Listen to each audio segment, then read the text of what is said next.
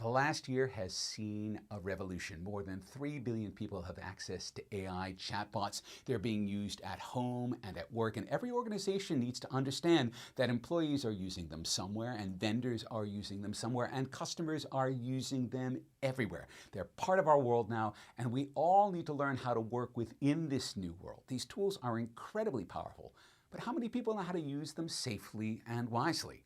We have all heard stories about confabulations generated by AI. Sometimes those go unchecked. They work their way into documents. Organizations make decisions based on that confabulated data and end up in a world of hurt. But with a little bit of training, that never needs to happen. And that's why we're here. We're Safely and Wisely AI. We want every organization to get the best from artificial intelligence. And that begins with doing things right. And then from that strong base, strategically building the right sorts of mindsets and behaviors in your organization to explore these new tools, to learn how they will transform workflow, to learn how they will transform your organization.